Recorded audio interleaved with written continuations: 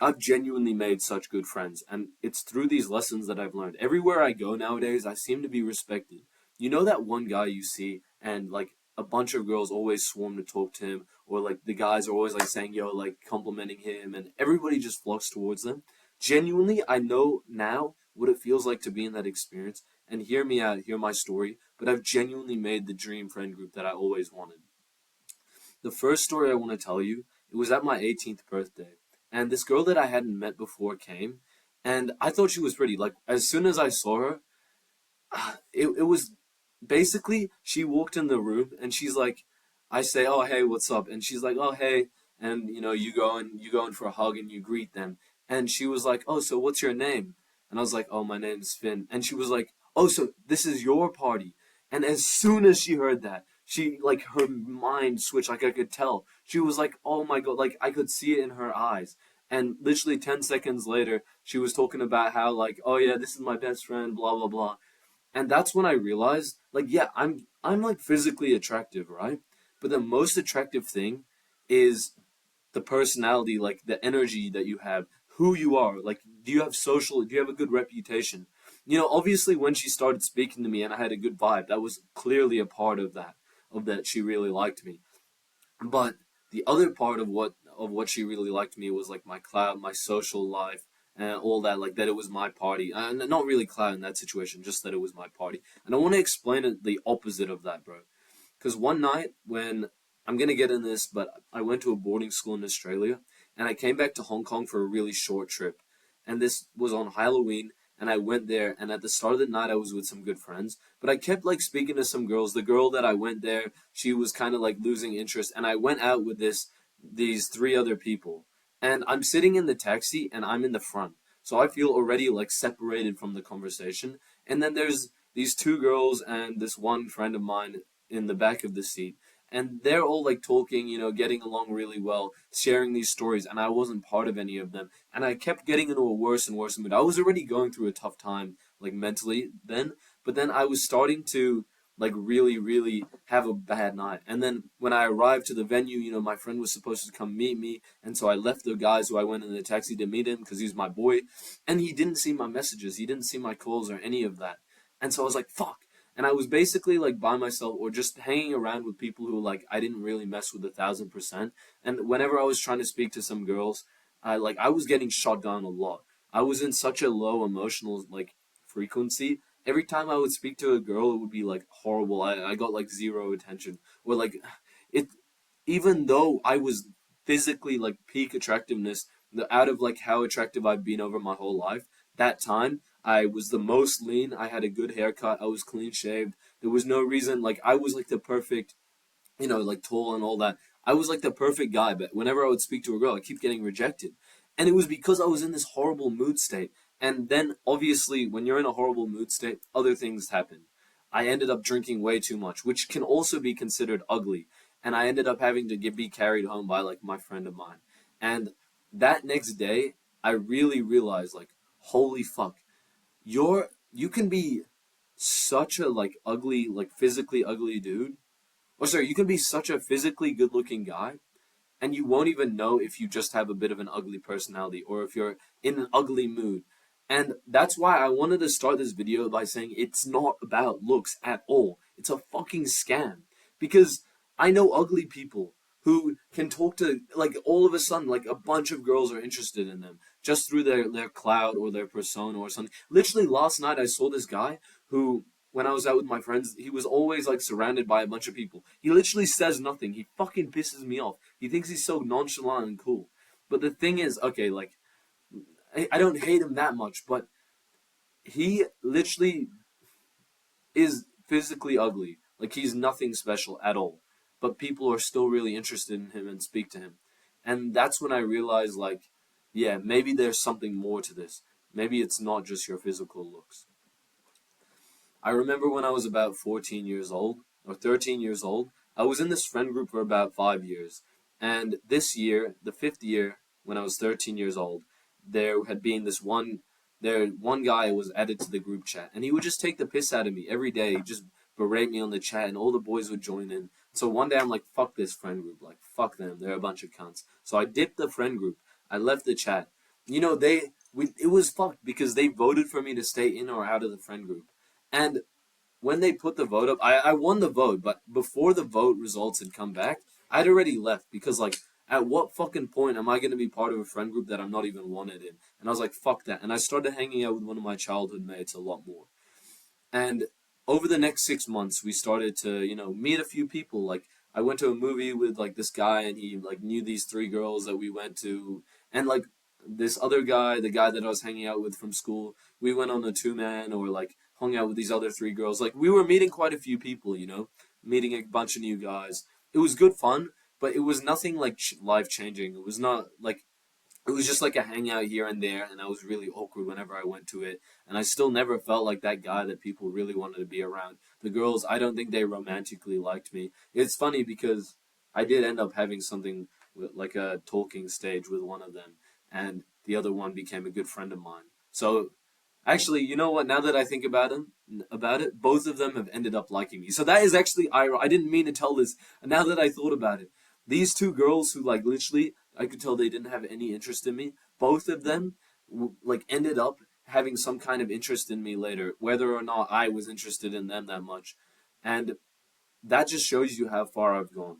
I don't like to gloat about girls too often, but I think that it's pretty fair to say that girls are really into me now. And I know that you want that, bro. I mean, that's just normal for a guy to want to be liked by girls. Like, I understand that 100%. But the thing is, this didn't come from nothing, bro. One day, after I left my friend group, I got really bored. Like, I didn't have anyone to hang out with. And I'm chilling in my spot. There's this one spot that I would go to play basketball. And then there's this, like, gaming area that you can chill in. It's like there's no word for it. It's just a chill spot outside. It's not a very common thing. But I was chilling there by myself.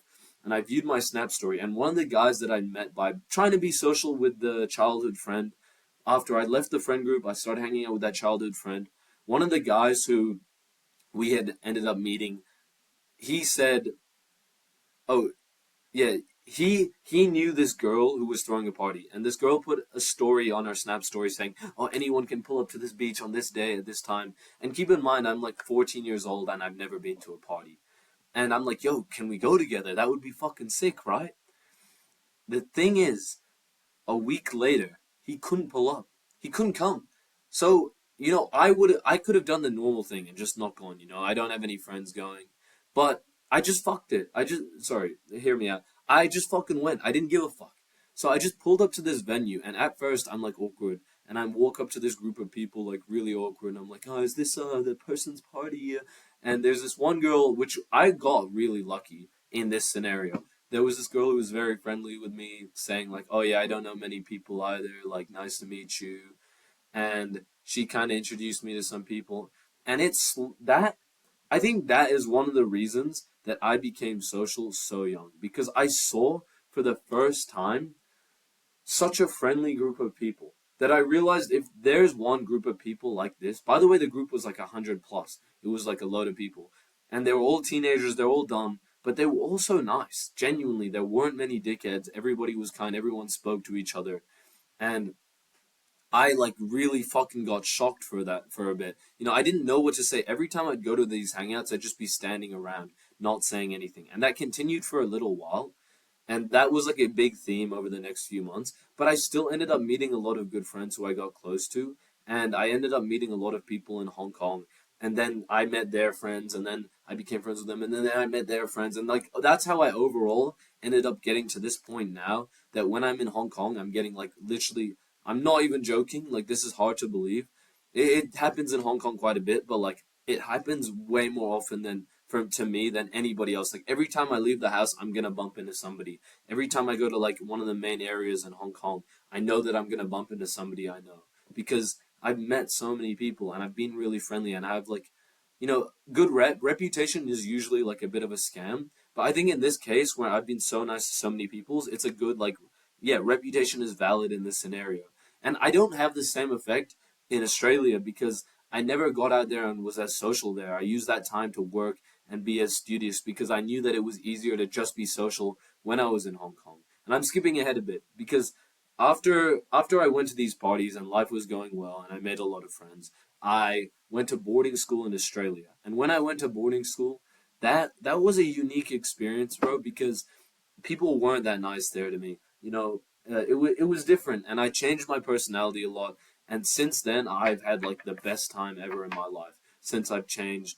But for the first 2 years before this Halloween party, even when I was like a bit more ugly, I hadn't made much progress on my goals. There was a lot of people who were like really dickheads to me. That first year was fucking horrible, bro. There was like a month where I would cry every night in the shower by myself. And I'm not fucking embarrassed. I don't want any sympathy. But I had a fucking shit time. There were so many people who were so rude to me, didn't let me breathe, didn't let me do anything. So not literally choked me out and didn't let me breathe, but like I couldn't go anywhere because one of the guys who was being a massive cunt to me was in my rugby team. He was in my all my classes, or like 60% of my classes, and he was in the same boarding house as me. So this guy was like pretty much inescapable. He'd just take the piss out of me all the time and get people to gang up on me, and it was really humiliating at the time. I don't think that's exactly what caused me to like cry in the shower every night, but it was a buildup of so many people always being so rude. And maybe it wasn't a month. Maybe it was like a week here, and then a few weeks, and then something fucked happened, so then a week there. And it just got really fucking overwhelming, especially when I wasn't sleeping well at all in the boarding house. But at the end of that year, I went back to Hong Kong. And this, like the other times I've been back in Hong Kong, like yeah, I'd made friends. I was kind of just there though every time. But this holiday was fucking different. I'm telling you, bro, I changed as a person for my whole life. To have that level of social validation at any point in your life completely changes your personality, your self-respect, your self-belief. I changed entirely. And I I when I first got back, okay, this is the 2 months nearly where I went out, I didn't drink a single time. So this might be like a bit of a weird moment, right? But when I was not drinking and I was still going to hang out with my friends quite often, I got this really I developed this like ability to go out and speak to pretty much anybody, to be always so chill, but also be open enough to be like fun, or like I learned to be fun even when I'm sober and bring out my personality and all these like little social skills lessons that by the end of that holiday, bro, I ended up throwing like a 200-person beach party. I say I get recognized now. Back then, the level of recognition was like fucking unbelievable because it was genuinely like my name was a myth or some shit, bro. Now my name is like 20% of the myth it used to be. Yeah, oh, Finn Emmanuel, like I've heard, because I'm a very polarizing person. I have strong opinions. I have a YouTube channel. I'm loud. I'm quite like even physically polarizing. Like you see me, you're like whoa. Like I stand out. I'm tall. I'm like a big white guy in Hong Kong. And yeah, I lost my train of thought. Where the fuck would I? Oh yeah, I'm polarizing. But back then, I had a lot of like social clout, or I was out all the time. I was invited to a lot of meetups. Yeah, I don't know how to explain it. I just like as a teenager, I was like the big dog teenager when I was like 16 years old. Everybody kind of knew me. And I'm not the sickest bloke in the world, but like comparatively, I was at least the top 1% of like Hong Kong people my age. There wasn't many other people who were well known, like friendly with everybody. And and the one last thing to nail the coffin with this holiday was this girl who was like, I don't want to be disrespectful to anybody by like talking about girls too much in my own life, but she was pretty much fucking obsessed with me. Like the kind of, like that one thing that every guy wants super badly. Yeah, she was begging me for that. And I ended up saying no, which is a unique experience. I'm not getting into it. That's not what this video is about. But having a girl so fucking obsessed with you, like traveling a few hours to see you, like literally letting you talk to whatever girl you want, doing whatever you want, that was genuinely like a mind changing difference. I don't think any guy, like, I don't know any guys who have that experience ever in their lives. Like, and it wasn't even like I don't even think it was good looks mainly. It was genuinely my personality had bloomed, and I was working on myself so much for that year. And I know that my story time has just taken up like fucking most of this video. This is gonna be a long ass video because I'm really like keen on this topic. Once you have these fucking amazing social experiences, you can never go back and you change as a person. And I want to show you how you can do that for your first time. Now, when you're with, like, the determining factor, it's interesting, bro. You might look at me and think I'm like a pretty handsome guy, but the thing is, bro, there's not many people who aren't better looking than me who have a way worse experience in the exact same environment than me. I know a guy who looks exactly like me who just doesn't do fucking, like, he doesn't get anywhere with his life. He doesn't even feel like socially inept, you know? He doesn't feel like he's having a great time when he goes out with his friends. He doesn't respect himself and his friends don't respect him.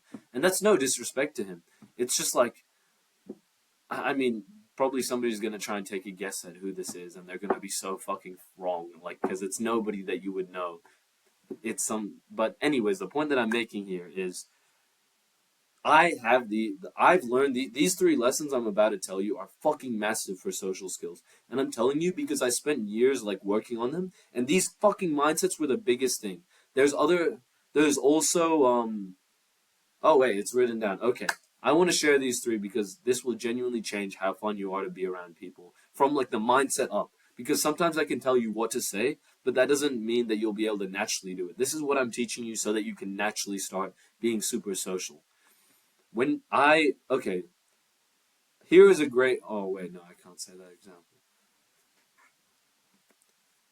If you're talking to somebody and you're saying like, "Hey, nice to meet you," and you look at their shirt and you like it, and the words pop up in your mind, "I like that shirt." Or the words usually for me, when I'm in a social mood, the words pop up in my mind, and it it's like they're there, and I can choose to say them or not. Every time you say what's come to your mind, you just get in this fucking awesome flow state. After you do that about 10 to 20 times, maybe 30 times when you didn't want to, then you're just unstoppably social. You can talk to anybody, and that energy state is fucking nuts. Every time I see anybody, any of my friends in it, any of myself in it, I call it the flow state. It's not really that deep, but like anytime you get into a super social mood, you end up like people just flock towards you. You meet cool people. You meet like interesting people, you network, like it just happens because you're so fun, you're so unique. You know how many people genuinely have that level of social skills there, they're fun to be around. I don't know many people like that. That's why I find it hard to have many good friends, because every time I go with somebody, they just want to sit in the fucking corner and stay by themselves. That's why, like, okay, I don't mind that, that if somebody's only social with me, but the thing is, you're never going to become like that most social guy by not putting in a lot of effort. Like, it's never going to be a natural thing. It wasn't a natural thing for me at all. And so, what I'm teaching you, remember this for a long time. You're in a conversation, let's say with a girl, and you're talking to her, and you think her eyes are pretty, and it pops up in your mind, like, you're looking at her eyes and you're like, wow, she's got nice eyes. If you think about it, or maybe if you're talking to a girl and you're like, oh, I really like her boots. The words are come in your mind. They're almost like a subtitle that you can see inside your brain or in your vision in your mind. You know what I mean? And you just got to say what came to your mind.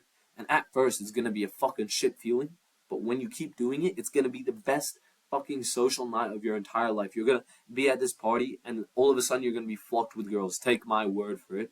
It's gonna take some time. It may not happen the first time, but after you keep doing this, I promise you, things will start to get better. And then the next thing, I really think this is important social skills advice. This is like one of the genuinely most important things. When you're talking to somebody and you run out of things to say? Well, I know that feeling very well. I really struggled with that for a while. And I actually think that was one of the worst things for my social skills ever. When I actually watched a YouTube video on how to avoid awkward silence. Because that's when awkward silence became a thing in my mind. Because when you go silent in a conversation, the awkward doesn't need to be there. You can just be silent, zoning out, having a funny thought, and then you can just come back to the conversation. When I was sitting with these two girls and we were at this pier and I had been like worried about social anxiety or silent, awkward silences for such a long time, and I was sitting at these bench with these two girls that were my friends, and they would just comfortably go silent and look around, then that's when I realized it's me reacting to the silence happening and then trying to like force words out and getting into this low energy, like awkward, overthinking mood state that causes the bad, like the awkwardness. But the silence isn't awkward. Silence and awkwardness are two different things. Awkwardness is even like a fucking myth, bro. Because all awkwardness is what you think of the moment. Is it awkward when you're staring into a girl's eyes and you give a compliment and your heartbeats are fucking racing? That's not awkward. But most people think it's awkward just because like it's intense, you know, like the emotions are up. You feel your cheeks go a bit red. You're like a bit wow, you know, like wow, like this is a strong feeling. Like people label it awkward immediately, but that's like a nice feeling, you know. You're gonna get to the point where you become so social, you literally can't get like that feeling anymore. You don't get butterflies, if that's what I know girls call butterflies. You literally can't get like that social excitement anymore. And I don't want you to care. Like I don't want you to wish like, oh, I wish there was no more awkward silences because that is doing you such a bad disservice, bro. Like I promise you, you need to get over that as soon as possible.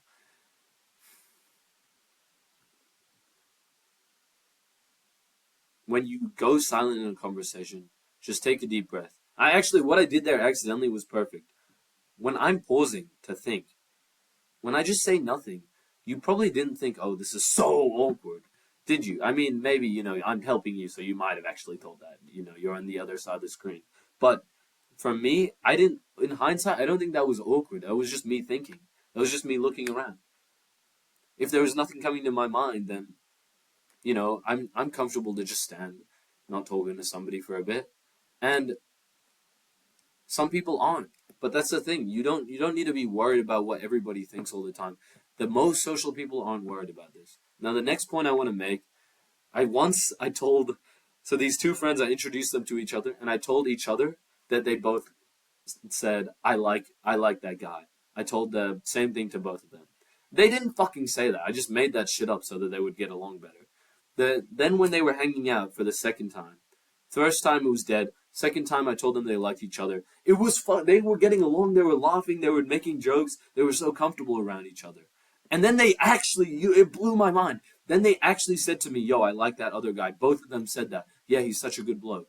And that's when I was like, what the fuck? All you gotta do is pretend people like you, and then you can step in the personality where you're saying the things that come to your mind. When you're not like very insecure, and you've had a lot of good like evidence of people liking you whenever you show your true personality, then all of a sudden you can step into that energy where people really like to be around you, where you can say everything that you want to say, and people will react better, even if you're saying the same words, but you're just in that different mood state. You know, most of the time when you think people don't like you, you're scared to be nice, you're scared to be friendly, you cover up. But when you just do the opposite of that, it's chill. Fuck, this is a brain fuck.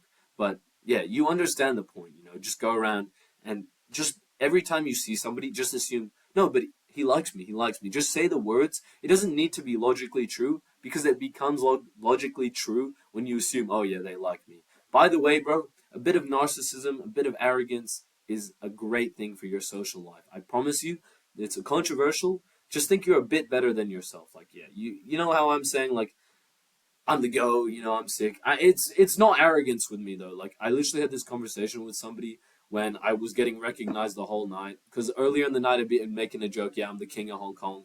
But later in that night when so many people came and recognized me, at least 100, I promise, in front of all the boys, then they realized like, oh yeah, okay, like maybe this guy is low-key kind of goated. So when I say I'm the king of Hong Kong, I'm not even being arrogant, but I think at a point when I thought that I was that good when I wasn't, and I was being arrogant back then, but that's kind of what helped me to get to this point, you know? When I was a fucking ugly ass 14-year-old, awkward as shit, I thought I was the sickest cunt ever, bro. Fucking going to a party before these other cunts. Be a little arrogant. Don't be arrogant towards other people. Just be arrogant thinking you're better.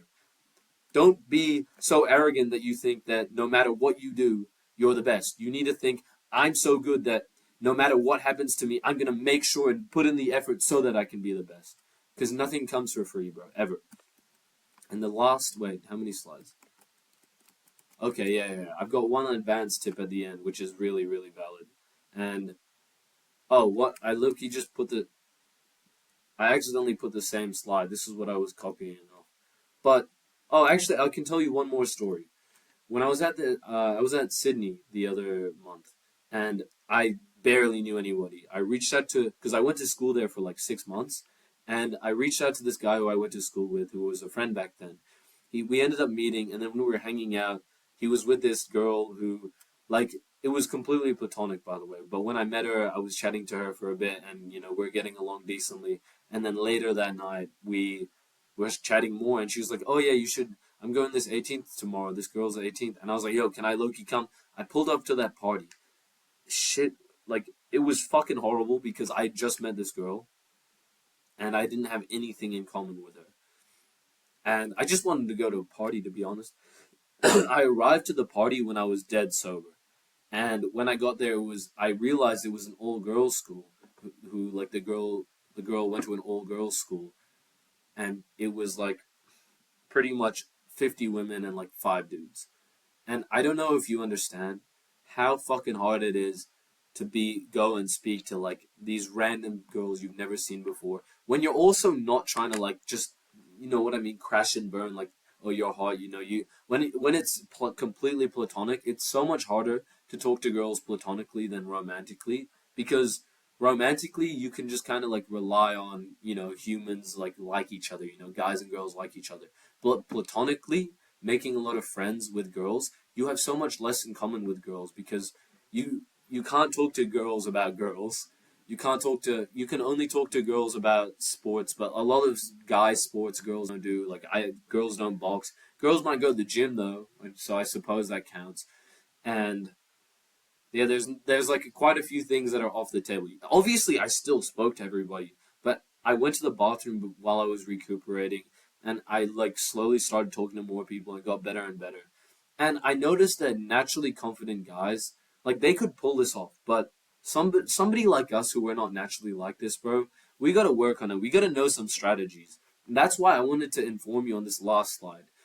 Pretending people like you, being like speaking, starting a conversation. You know what the words popping up to your mind could be? Sometimes words, there are no words, but you see somebody that you just want to speak to. You want to go say, yo, whoa, yo, what's up, bro? And when you don't do that, that is the equivalent of getting yourself into a worse social mood. When your words, it doesn't always need to be words that pop into your mind. It can be a feeling that comes to your body where you see somebody and you want to speak to them and you just go speak to them. And I'm teaching you these things, and I'm going to have more information in other videos of how you can be so naturally confident. But truth told, bro, naturally is just such a scam, bro. Because this guy on the right, when he was at my school when we were younger, he is naturally confident, but it's not natural, bro, because he was just a bit like quite athletic at school, the best runner, and so people would give him like affirmations for that. And before we knew it, this guy was getting like so much positive momentum from like 4 years old, being really good at sports, being really kind to us at soccer. He would give everyone free candy for a bit. I remember because he gave me free candy. I was a fat cunt. And this guy, everybody loved him, bro. And he just got off on the right foot in like kindergarten 2 or like year 1. And from that point, everybody like was really nice to him socially. He was always good at sports. And that's why now when he's older, he's like a lot more naturally confident than most people. But truth told, I'm way more confident. Like I'll do so much more ballsy shit than he does because I've worked on it. I've worked on becoming more outgoing because talent is a myth, bro. Like whatever you're born with, unless it's like a destructive factor, like unless you're a fucking like you genuinely have some kind of like horrible disability. Maybe Asperger. I feel like I still know some guys with Asperger's who have like a good social life. So I don't think that's a valid excuse. I think you can still make a great social life. But like, for example, somebody who's in like a wheelchair will never be able to be as social as you.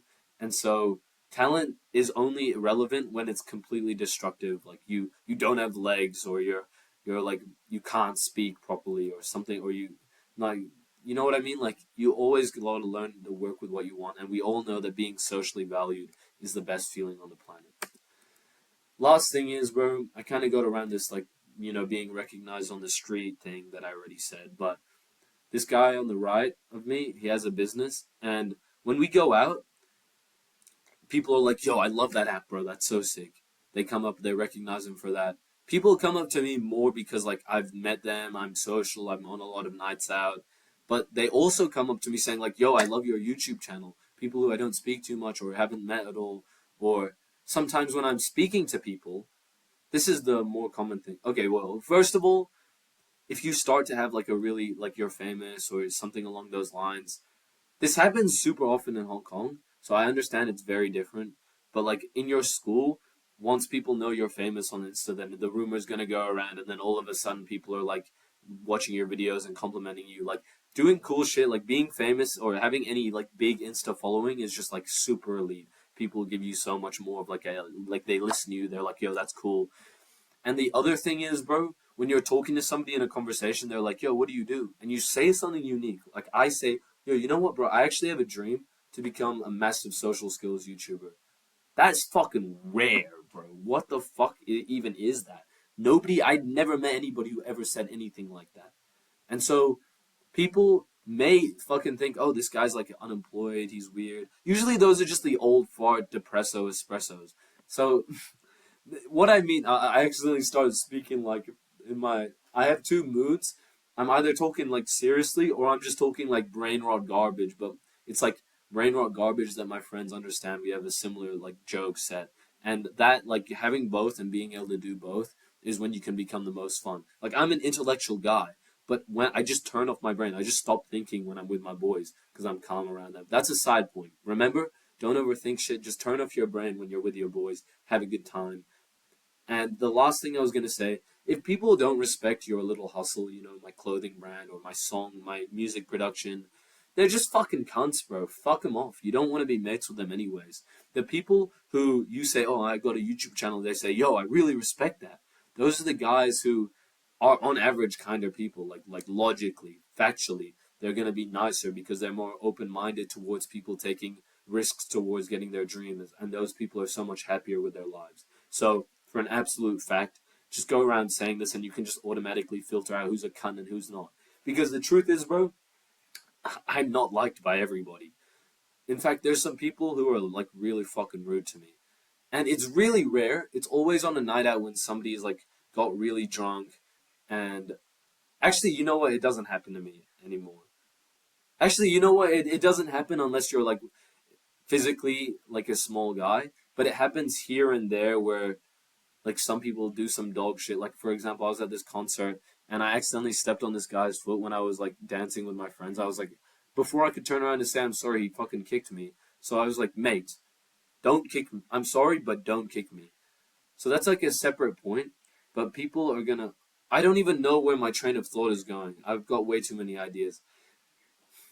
Yeah, I cannot remember. But anyways, I'm gonna wrap the video up at that, bro. Always remember to get into good shape physically as well, though. You know, don't just be one-dimensional because it's so much easier to be social when you're in good physical shape and when you're really small or when you have this cool side hustle. Because then people are like, "Wow, this guy's really got shit going," and that's a massive social factor, like absolutely massive.